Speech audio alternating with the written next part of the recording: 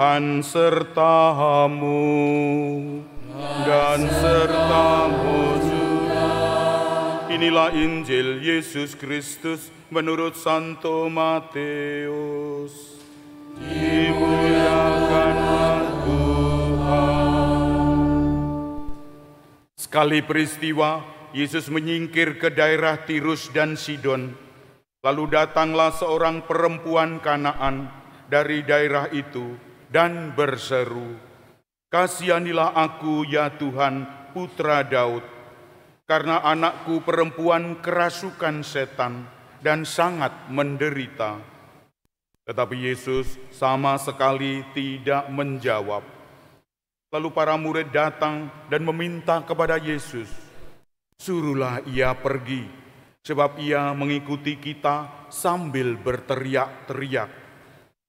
Jawab Yesus, "Aku diutus hanya kepada domba-domba yang hilang dari umat Israel."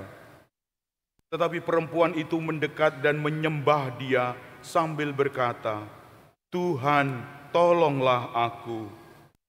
Yesus menjawab, "Tidak patut mengambil roti yang disediakan bagi anak-anak dan dilemparkannya kepada anjing."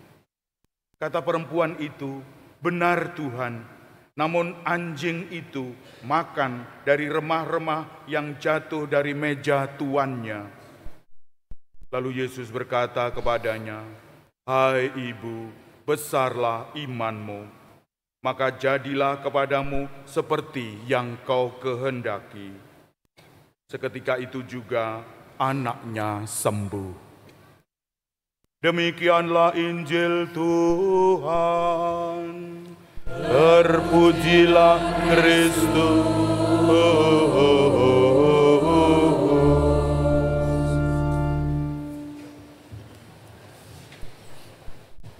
Bapak Ibu, saudara-saudara yang terkasih dalam Kristus, ini persoalan-persoalan hidup sehari-hari di mana Bapak dan Ibu selalu bertengkar soal ini karena selera, karena semangatnya.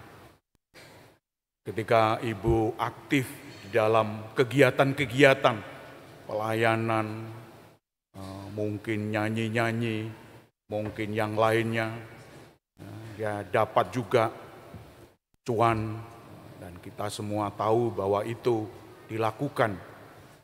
Namun bapaknya melarang suaminya, "Anakmu ini masih kecil-kecil, kamu pelayanan di sana sini untuk apa? Ini peliharalah anakmu ini aja." Gegeran, lalu gegeran.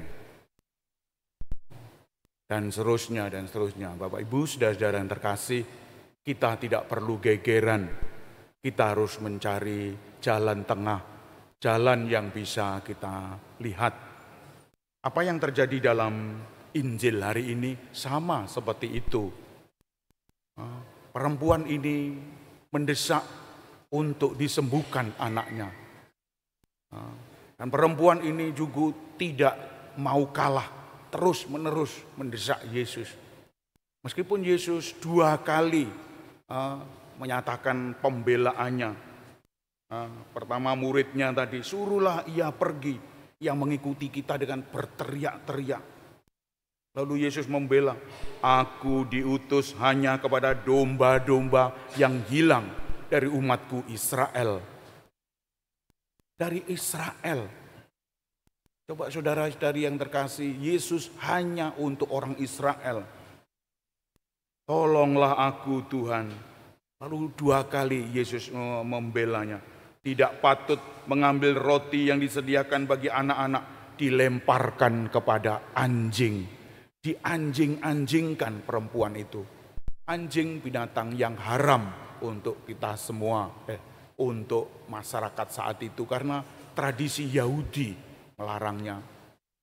Namun sekarang anjing sudah disembelih oleh yang lain-lain. Bapak Ibu, saudara-saudara yang terkasih, ini menunjukkan bahwa iman yang begitu mendalam, iman yang begitu kuat dalam diri ibu ini. Dan akhirnya pun Yesus juga menyembuhkan, besarlah imanmu, terjadilah seperti yang kau kehendaki, anaknya sembuh. Itu yang dalam hidup kita sehari-hari ada semacam itu. Hanya untuk umat Israel saja. Tidak baik memberikan kepada anjing-anjing. Ini sebuah perasaan yang terharu pada Yesus. Tetapi di satu pihak dia berbelas kasih. Allah adalah berbelas kasih. Maka Allah pun juga menyembuhkannya. Nampak sekali kalau kita lihat dari seluruh Injil ini. Kalau hanya dilihat dari ini memang Yesus hanya untuk umat Israel. Tetapi dilihat dari Injil Matius secara keseluruhan, Injil ini untuk bangsa non-Yahudi, untuk orang-orang di luar sana. Dan ternyata Yesus sungguh-sungguh menyembuhkan. Kalau lihat bait terakhir ayat 28, bab 28 ayat 19 sampai dengan 20, nampak sekali di sana. Pergilah ke seluruh dunia. Kita diminta untuk pergi ke seluruh dunia. Ke seluruh dunia, tidak ke Israel saja, tidak. Ke seluruh dunia. Baptislah, ajarilah mereka menjadi murid-muridku. Seluruh dunia dimaksudkan Imperium Romawi. Saat itu hanya Asia dan Eropa belum ada. Amerika apalagi belum ada saat itu, belum ditemukan. Oleh karena itu Bapak Ibu, ini adalah pertanda bagi kita diutus untuk banyak orang, untuk bangsa-bangsa lain. Apa yang terjadi dalam Injil bacaan pertama tadi juga demikian. Bangsa ini memang ditegakkan sebuah orang-orang asing, orang-orang luar dari dirinya, digabungkan oleh Tuhan dalam barisan dan dikuduskan orang-orang asing, ternyata juga dikuduskan. Maka sekali lagi semua orang menjadi bagian dari Yesus, menjadi bagian dari Allah yang ditampilkan untuk itu. Memang Allah untuk semua orang. I for you. Allah untuk semua orang. Bapak Ibu, saudara-saudara yang terkasih, kalau lihat dari sejarahnya, dari abad ke-16 ke-17, orang-orang dari Eropa, lebih-lebih dari Portugal, dari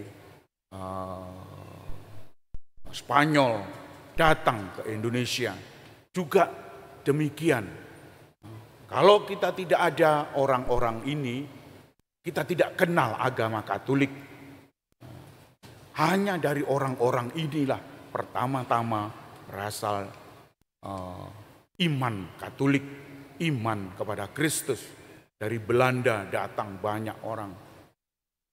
Oleh karena itu, ini adalah strategi Tuhan untuk menggembalakan seluruh umat. Dan ini sungguh-sungguh menjadi pertanda bahwa kita dikelola oleh Tuhan agar mempunyai jiwa cinta kasih. Cinta kasihlah untuk kita semua. Glory, gold dan emas untuk kita semua.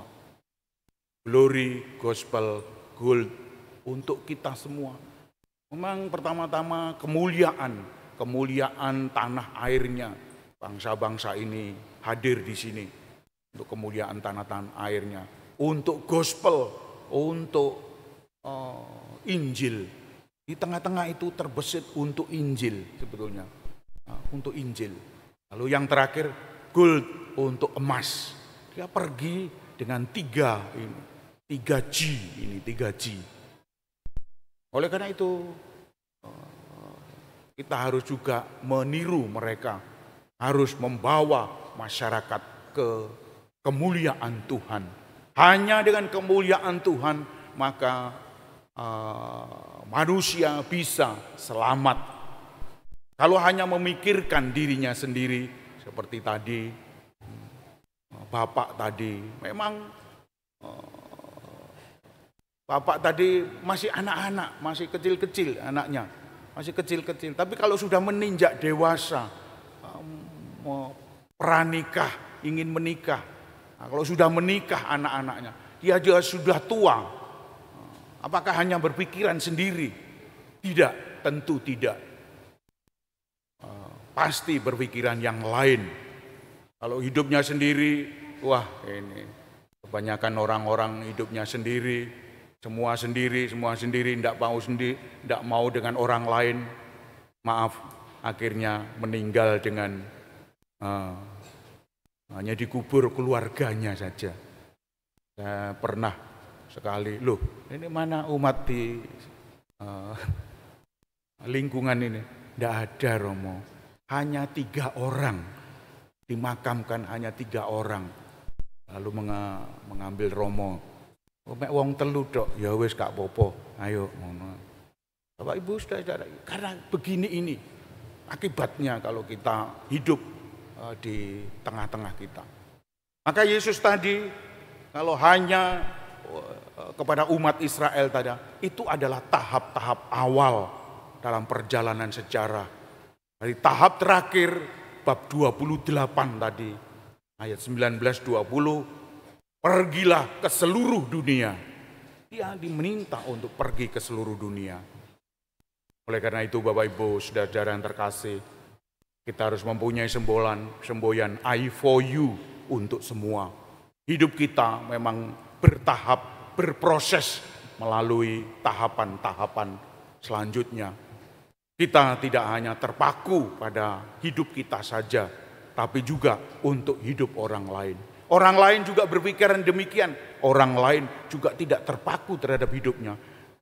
Orang lain juga hidup untuk orang lain lagi. Sehingga banyak orang mempunyai semangat yang sama. Kita adalah makhluk sosial, apalagi dilihat dari makhluk sosial. Teologi mengatakan kita harus beranjak kepada kehidupan orang-orang lain. Harus masuk ke relung-relung hati orang lain. Sehingga kita empati, kita masuk dalam hidupnya, masuk dalam persoalannya. Lalu semangat bersama-sama membangun dunia baru, membangun masyarakat yang baru. Oleh karena itu Bapak Ibu, kita tidak pernah lelah untuk mewartakan hal ini. Tadi pagi ada basar di antara kita, basar untuk kita semua, basar untuk masyarakat lain. Memang pertama harus gratis. Harus gratis-gratisan titik. Ya rugi-rugi titik enggak apa-apa. Tapi pelan-pelan mencari nasabah harus berani gratis. Untuk promosi, strategi pemasarannya seperti ini harus gratis. Tapi lain kali harus bergiat membayar, malah ditingkatkan, malah ditambahi pelayanan ini, malah ditingkatkan. Dan kita semua mengalami hal ini. Oleh karena itu Bapak Ibu, saudara-saudara yang terkasih, marilah kita hening sejenak, kita mohon kekuatan dari Tuhan agar kita disadarkan bahwa hidup kita untuk orang lain, bahwa Tuhan sungguh hidup dalam hati kita dan kita mengikuti langkah-langkah Tuhan.